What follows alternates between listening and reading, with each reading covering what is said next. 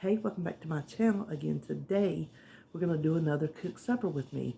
You know, I started these a long time ago and then I just kind of quit doing them, and since I've picked them back up the past couple weeks, they're fun. I don't know why. They're more fun cooking supper than just cooking a recipe. I don't know what the difference is. I really don't. But what we're having tonight is a new recipe I found in a cookbook. Sesame chicken, and I'm making it on the stovetop. I can't remember how they made it, but I changed it. Now, don't be expecting the ooey, sticky, saucy, fried chicken that you get at the Chinese restaurant, because it is not that. It is not fried. It is not coated in flour. It does not have a sticky sweet sauce. It is just, it's just a healthy chicken dish. So if you take it for what it is, it's yummy. If you're expecting it to be something that it's not, you're going to be disappointed. And that's what we have to learn to do when we're on this weight loss journey, is like, if we make something, that's what me and David talk about. Don't put an expectation of the real thing on, is it live or is it Memorex? Y'all remember that? I'm dating myself. Take it at face value. Is it good? Okay, then eat it. So what we're making tonight is, I just called it Stovetop Sesame chicken with broccoli and rice, and it turned out, I think, really good. The key is letting it marinate the full 6 to 8 hours. You got to get that flavor in there. And so let's just eat, y'all. First thing we have to do for this sesame chicken is to get it to marinating.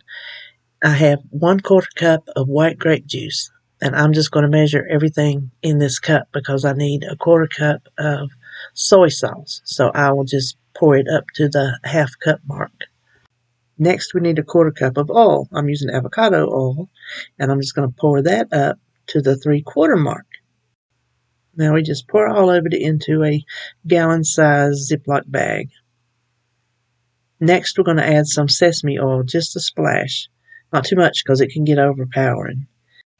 And a 1/2 teaspoon of ground mustard. A heaping 1/4 teaspoon of ground ginger. 2 teaspoons of minced garlic, which is equivalent to 2 cloves of minced garlic. And finally, a little bit of black pepper. Now we just want to mix the bottom together just to get those spices distributed. Now we just need to add our chicken to the marinade. This is roughly 2 pounds. It was 3 breasts. They were pretty good sized breasts. We're going to put all of that in the marinade. Try to get all the air out as much as possible because we want that marinade to really get into that chicken. So mush it around a little bit to get it coated. Then what I do is I put the bag in this little metal container and mash the chicken down so the marinade's kind of, even as you can get it. And 6 to 8 hours in the refrigerator. Go back every little bit and just turn the bag over to evenly marinate the chicken. The chicken's still marinating, but it's time to start the rice. I'm using my mini dash rice cooker, and I will link it below. I love this thing. It's the only way I make rice. 1 cup of brown rice, no rinsing. 1.5 cups of water. Put the lid on. Press the button, and in 50 to 55 minutes, you will have perfectly cooked brown rice. For the chicken, start by preheating a pretty big size pan and add a little bit of oil to it. Now I'm adding the chicken, shaking the marinade off as I go, the best that I can. And I'm just going to not crowd the pan and cook it until it's completely done. And after I finish this first batch, I will finish up the chicken. And now that the chicken is done, I have the pan juices in there. Let me apologize in advance for my big old arm being in front of the camera, but I'm putting the marinade that was left in the bag in there. As long as we boil it for 5 minutes, it will kill the bacteria and we'll be safe. Before I get to 5 minutes, though, I'm going to add 2 tablespoons of monk fruit, the brown, the golden. So use your favorite brown sugar substitute. Now we are going to let this boil for a full 5 minutes. And here it is. It's not a thick sauce, a sticky sauce. It's just a little bit of flavor, and I'm going to put the chicken back in it and stir it all around to coat it, to give it some of that flavor. Then all we've got left to do is to plate up. Here is our perfectly cooked brown rice.